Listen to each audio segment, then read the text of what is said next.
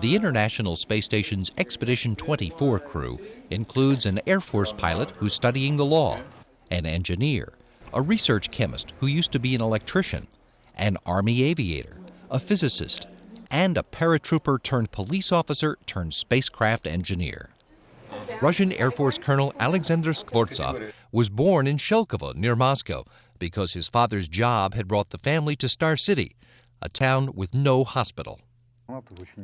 My father was a member of the Cosmonaut Corps, not for too long because he had health issues, but still I heard many good things about it.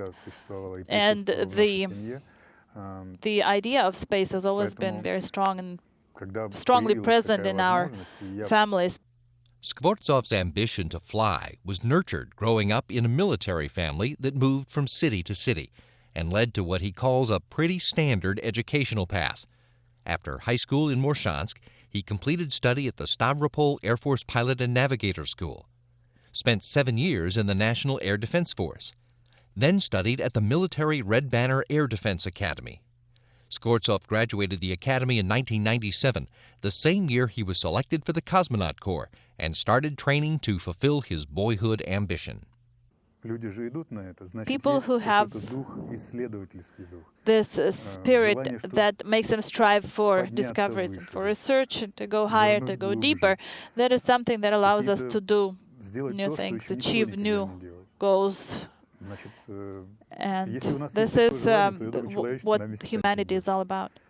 In the years he's been preparing for this first spaceflight, Skvortsov's also been studying at the Russian Academy of Civil Service to become a lawyer. My college finals coincide with the fact that I will have to fly in space, so I'll have to take a short break and I guess graduate the year after that. When we did inspections every night, Tracy Caldwell Dyson was born in Arcadia, California, and thinks of all of Southern California as her hometown. She remembers dreaming about space as a young girl, but she first thought of it as a career when she was a high school student who saw a teacher, Krista McAuliffe, prepare for her spaceflight.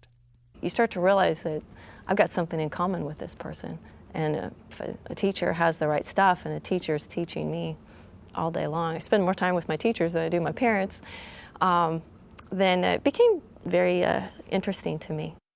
Nearing graduation and unsure of what she wanted to be, Dyson took her parents' advice and made a list of things she liked: being athletic, studying science, working with tools, learning languages and cultures. When I looked at that list and then I looked at what astronauts were doing, this seemed like a pretty good match, and that was the diving board that I sprang from into college and graduate school and the path that I took. Dyson earned her bachelor's degree in chemistry at California State University at Fullerton, where she was a sprinter and long jumper on the track team while working as an electrician for her father's contracting company. She completed her doctorate in chemistry at the University of California at Davis and won a postdoctoral fellowship in environmental science before being selected as an astronaut in 1998. She made her first spaceflight on the shuttle mission that delivered the S5 truss to the International Space Station, and thinks the planet would be in better shape if more people could make that trip. You know, you take the firmest believer in not having humans in space and you launch them and you take them right in front of a window and have them look at that beautiful, plump, pink and blue planet as it turns from sunrise to sunset, and they'll change their mind. Mikhail Kornienko was born in the city of Syzran on the Volga River in western Samara, just a year before Yuri Gagarin's spaceflight changed the world. And then the space exploration was only starting, and every young boy was dreaming of being a cosmonaut. And I was not an exception, especially because my father was a rescue helicopter pilot. His father's military job took the family to Yuzhno-Uralsk, and when Kornienko was 6, his father died in a helicopter crash during a rescue. The young boy lived with his grandmother for a few years, and then joined his mother and brother in Chelyabinsk when he started the 7th grade, 1 year before he was old enough to enroll at the Young Cosmonauts School there. And I joined that school and studied for 2 years. And we were not too young anymore. We were basically young adults, and we were studying navigation. And also we were allowed to do some parachute jumping. After high school, Kornienko worked in a radio equipment plant before joining the Soviet Army and serving as a paratrooper. Then he joined the Moscow Militia, or police force, while studying at the Moscow Aviation Institute.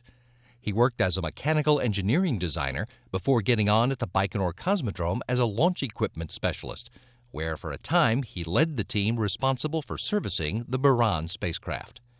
Kornienko joined the Rocket Space Corporation Energia as an engineer in 1995.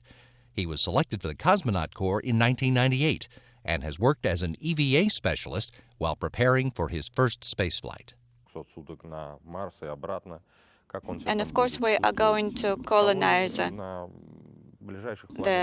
planets that are close to us.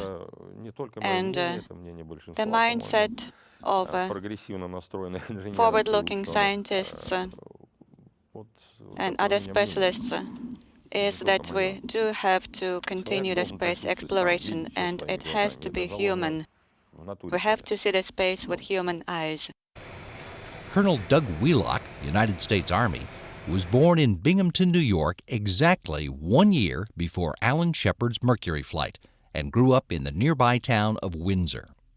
I was 9 years old when we first landed Apollo 11 on the moon, and I thought, wow, that is really awesome.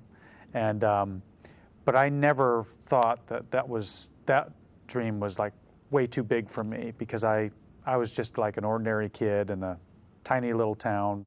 Growing up in that tiny town, population less than 1,000 even today, Wheelock developed an appreciation for hard work, for service to others, and a love of flying, all of which led him to the United States Military Academy at West Point, where he earned a Bachelor of Science in Applied Science and Engineering.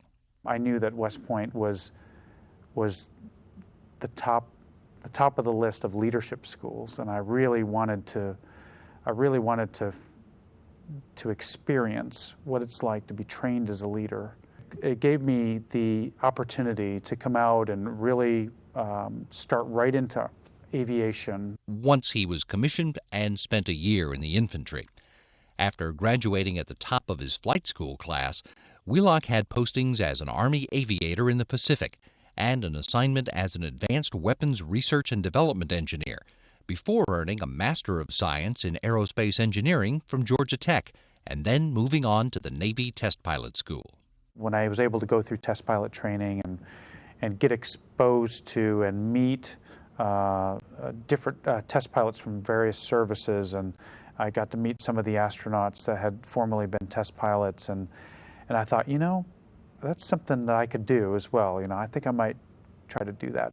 He was selected as an astronaut in 1998 and worked in many areas of the International Space Station program, including a stint in Star City as NASA's Director of Operations, Russia.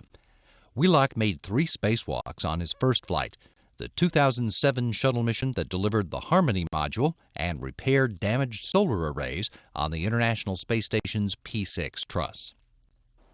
Fyodor Yurchikhin was born in the Georgian city of Batumi 1 day before the first spaceship that ever escaped Earth's gravity flew past the moon. He was 2 years old when Yuri Gagarin's spaceflight changed the world, and on his very first day in school, he had a ready answer when the teacher asked the children what they wanted to be. Like everybody in my class asked, I wanted to be goalkeeper in soccer command.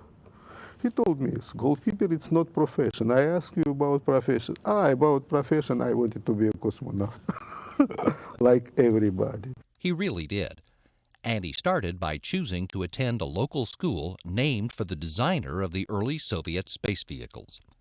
By the time he finished high school, Yurchikhin had decided to study engineering rather than become a pilot, reasoning that a pilot who developed health problems would be out of the space program altogether, but an engineer wouldn't. As for which college to attend, When I check the data for all civilian cosmonauts, most of civilian cosmonauts graduated Moscow Aviation Institute, of course. More chance to go to cosmonaut if I graduated Moscow Aviation Institute. He graduated the Moscow Aviation Institute as a mechanical engineer specializing in aerospace vehicles and immediately started work at the Rocket Space Corporation Energia, first as a flight controller and then as an engineer, eventually becoming lead engineer for the Mir shuttle program. In 1997, he was selected for Energia's Cosmonaut Corps, and while training for spaceflight, he also finished a Ph.D. in economics at Moscow Service State University. Yurchikhin spent 11 days in space on the 2002 shuttle mission that delivered the S-1 thrust to the International Space Station, and he returned in 2007 as commander of Expedition 15, completing 3 spacewalks during that 6-month mission and pursuing his interest in studying Earth from orbit. It's ecological program, geophysical program. It's understood all problems, for example, about rainforest, fire, a big city and how the big city killed the nature. You may see about this from space station. It's a task too. Shannon Walker is the first native of Houston to fly in space. She was born one day after Ed White became the first American to walk in space during the first spaceflight ever run by Mission Control in Houston. Growing up in the town that came to be known as Space City had an impact on her. I was quite young when we first walked on the moon. I had just turned 4, but we did watch it on TV, and I think that just set the seed right then that would be a really interesting thing to do. And then growing up in Houston and always having the astronauts in the Johnson Space Center in my backyard, I was always aware of the space program, and so I just decided to pursue it. Walker stayed in Houston for college, earning a Bachelor of Arts in Physics from Rice University, and got her first job out of school as a robotics flight controller at the Johnson Space Center. She took a leave of absence to get her master's and doctorate in space physics at Rice, and then had to make a decision. Do I want to be part of the human spaceflight program, or do I want to be part of the unmanned spaceflight program? And I decided I really enjoy the human spaceflight program, so I was able to come back to the Johnson Space Center and continue my work as a flight controller. She joined the International Space Station program in 1995 to work on robotics integration, and moved to the engineering side 3 years later to manage teams coordinating on-orbit problem resolution. She spent a year in Moscow working with the Russian Space Agency and its contractors on avionics integration, and returned to Houston to become the technical lead for the station's Mission Evaluation Room. Walker was selected for the Astronaut Corps in 2004 to help prepare humans to someday live off of planet Earth. How do you have a life support system that can work for long periods of time and provide you with the water and the atmosphere that you need? How do you grow plants in space? Obviously, we can't keep calling back to Earth for the next pizza delivery, so we've got to figure out how to be self-sufficient off the planet, and that is what the station is giving us, that knowledge.